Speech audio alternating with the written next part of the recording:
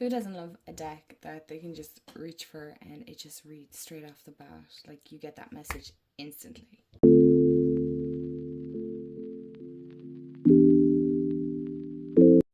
Hey everyone, and welcome back to my channel, or welcome to my channel if you're new. Hi, I'm Mand.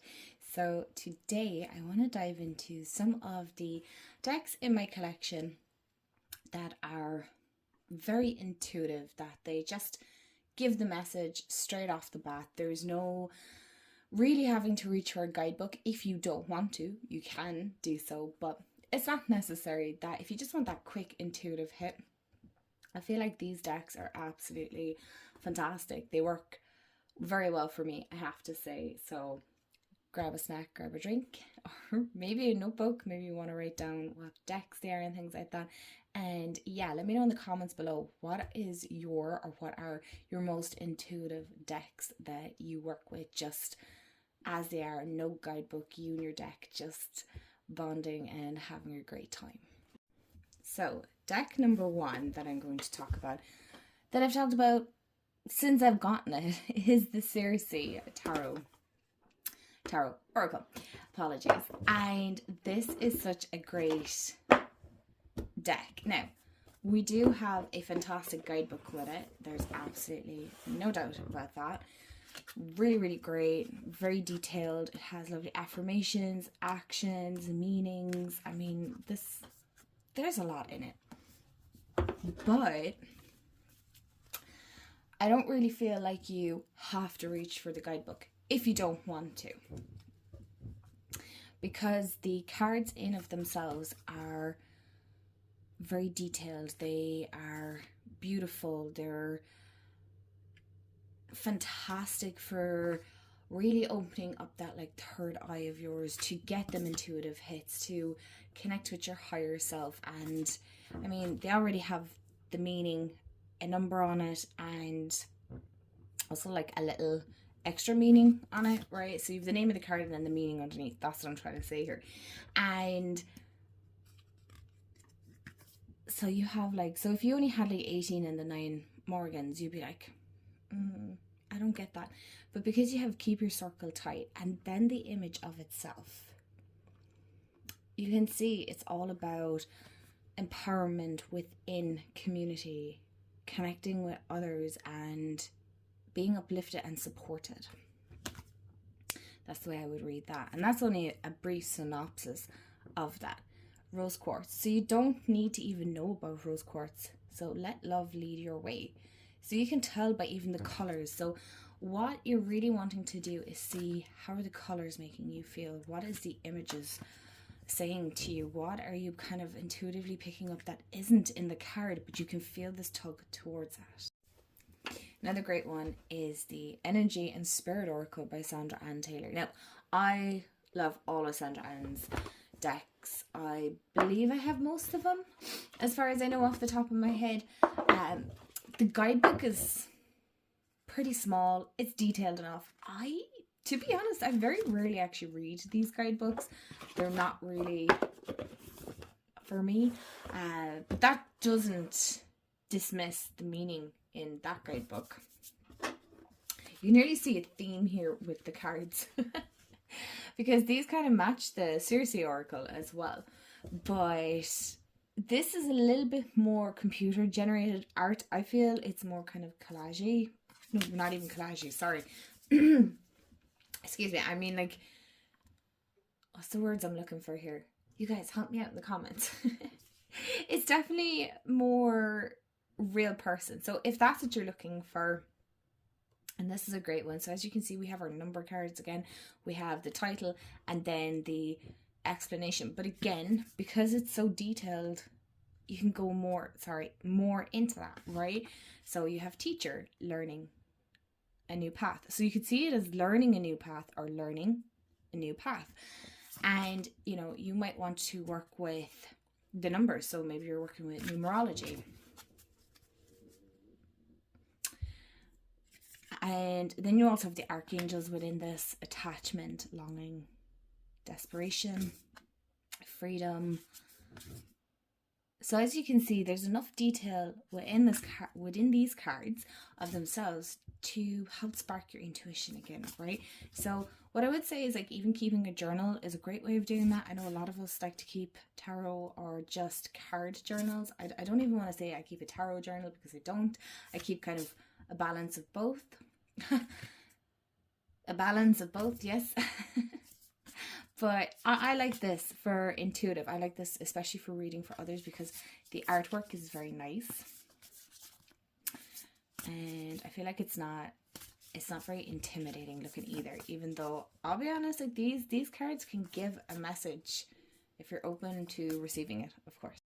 Let's take a break from the oracle for a minute and talk about a tarot deck that I'm never going to stop talking about either, and that's the Light Series Tarot. I feel like this is such a great intuitive deck.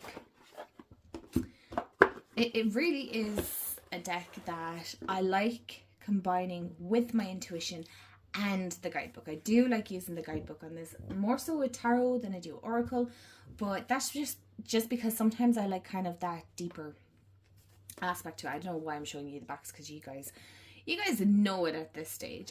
But this is fantastic, especially if you're a beginner, right? Maybe you're starting out in your journey. You want something a little bit more modern than the Rider-Waite-Smith.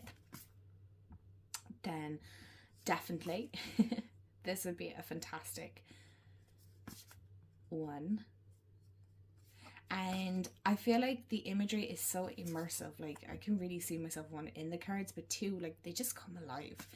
When you shuffle and you get a card and you look at it, you can see, because she has so many symbolisms in it. I definitely want to get my hands on the bigger guidebook for this, because I definitely want to do much more deeper dive with this deck. And I've had this since it first came out mass market. I never got the indie version. And I could look at these cards all day. I never tire of this deck, if I'm being honest. I really don't tire of this deck at all. This would have been an old favourite for me back in the day, but is Queen of the Moon Oracle by Stacey DeMarco. Oh my gosh, I forgot how much I love this deck and how very intuitive it is. To be fair, the cardstock on this deck is amazing, because I have used this a substantial amount of times, like a ridiculous amount of times, and yet it hasn't frayed at all. Like, it really has held up. But now, it is a glossy deck, and this has been out with quite some time. Again, it's that more digital art style. As you can see, that seems to be what kind of piques my intuition. A little bit, not all the time, a little bit, but I really love the imagery on this. It's a little bit on the odder side, there's no denying that, kind of, and it is quite peoply. So if that's not your thing, maybe not this deck. I definitely have a few more decks that would be kind of more suited to those that don't want the digital art style. But I mean, it is so vibrant and it is so good. Like Hot Moon Extremes. Now, you can pick that up as you want, but again, it's all about how are you interpreting the message. Like, what is it saying to you? Just because it says the unexpected or blue moon, apologies about the break in the video there, but you might interpret this a little bit different. Or maybe a certain color is popping out and you're getting a feeling from that color. Or maybe a certain image is popping out and a word pops into your head that's associated with it. So, and then you can just elaborate and you can keep adding to it. Okay, I don't know, this doesn't really fit into tarot, but it's not really, it's nearly too big to be an oracle deck. Is the Guardian Angel Messages Tarot. I can't remember who called it, but they're like tarot oracles or tarocles, something like that. So they're like tarot oracles, and I like the idea of that. And I do like these. I'm not I like these kind of decks, especially for kind of a more gentler reading, if that's, you know, what you look. Sometimes we want that, right? And this is by Redley Valentine. Now, I have to say, it wouldn't be my favourite backs. The cardstock is a little bit on the slippier side.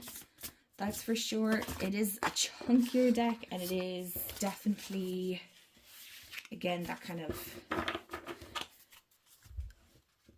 more peoply art style, but I like it. It's a bit more realistic, but you can still tell it's not too.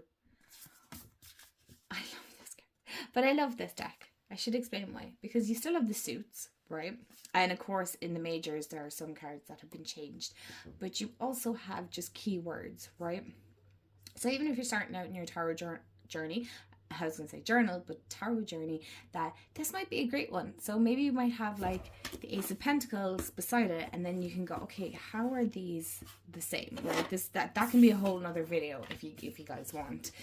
But you can use these words, or maybe you don't want to use these words, and you can just cover it with your hand and go, okay, how am I feeling about this? What is this card trying to tell me? Remember, the cards are trying to tell you a story. They're trying to tell you something. So that's really what you're looking out for. And it's something I'm trying to remind myself as well, because I know we can get stuck in a rut when we're doing our practice, right? We can get just too used to going, okay, right, just shuffle real quick, pick a card, okay, Eight of Hearts, education, focus, details, right? So do you see how quick I'm already doing this? I'm like, okay, and then I'll grab my guidebook, and then I'll jot down the message in the guidebook, and yet I haven't actually sat with the card. And I feel like there needs to be a change up sometimes. So that's why intuitive decks are great. Next one is Work Your Light Oracle by Rebecca Campbell. This is a great one. A little bit underrated. I feel like nobody really talks about this anymore, and it was a fan favorite at one point. Oh, I definitely feel a lot of people loved this at one point, but I still love it, and I still think it's a fantastic one. It's definitely a little bit more woo. Not that I mind woo. I like that, but it's definitely a different art style. Again, the colors are more pastel, so if you want something a little bit more gentler and just kind of a bit more, I don't even want to say out there, because I don't feel like the artwork is overly out there, but again, as you can see, we have our title, and then you have keywords as well. But what I really like about this, if you actually wanted to, and you were brave enough, I'm not, but you could always cut off the bottom, and you can just use it like that. I mean, that's a beautiful way to use the artwork. It's absolutely stunning. And I love this. This is definitely one of my favorite cardstocks. I'm not going to lie. It's definitely one of my favorite. But that's not, that's not what we're talking about today. We're not talking about favorite cardstocks. But it definitely is very intuitive in its way of, there's a lot of depth in these cards that if you sit with them, they're probably great meditation cards as well. Or altar cards as well, if you want to use it that way. But you don't even have to use the bottom. You can just use the cards, and I feel like they're very on point. I have to say they're very on point. Of course, I'm going to mention this. The Everyday Witch Tarot. This is a fantastic one for intuitive readings. The cards, they're so friggin' cute. I love these cards. But the artwork is so good. It is on the glossier side for sure, as you can see. They are glossier, but the messages that you get from this, please don't let it's kind of cute vibes put you off from using it for intuitive. The guidebook is great, but I definitely feel it is very, very intuitive. The messages are clear. You can see what it's trying to say. You can pick up, and then there's depth to it as well. It is a little bit on the softer cutesy side, I would say, but that's just personally how it works for me. But it doesn't mean that it doesn't give me very accurate and to the point readings and messages that I do sometimes need to hear. Again, it doesn't shy away from the hard things, but it definitely touches upon them in a way that's a bit more palatable. Not where you're trying to shove the card back into the deck going, I don't want that card. It's like, okay, right. I don't mind getting that card. I might want it, but okay, what are you trying to say to me? I love this deck. Okay, so we also have The Sacred Rebels by Alana Fairchild, and the guidebook is smashing in this. It's absolutely on point. Love it. But that's not what we're talking about. Now, I do feel like this deck as an intuitive deck will work for some but not for others. I hope that makes sense. It's not like, oh, it's for only certain people or whatever. That's not it. It's a deck that I feel like you either get or you don't. Right? And that's not trying to sound any bit secretive or nothing like that. Sometimes when it comes to this deck, I find it hard to articulate what it is, the feelings that it brings up, or the emotions or the messages, because it is very, very intuitive. It is very in-depth. Don't let the images put you off, or the keywords, or the titles on it, because this is A1. If you pair it with, say, you pull your card, you lay down your card, you look at it, you write out what you're intuitively picking up, you put that to the side, you get your deck, or your guidebook, you get your guidebook, and you write down things that are popping out, the ones that stand out the most to you in your guidebook, and pop it down in your journal, and you sit in your journal with it. Oh my gosh, like, it really does live up to guidance for living a unique and authentic life. I haven't worked with this in quite some time. I'm definitely feeling drawn to it. I just love how beautiful and in depth and just deep this deck is. This goes way deeper and beyond normal, and I'm going to leave it at that one with this.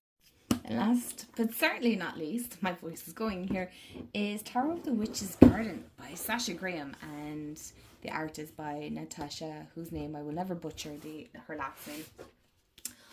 This is fantastic.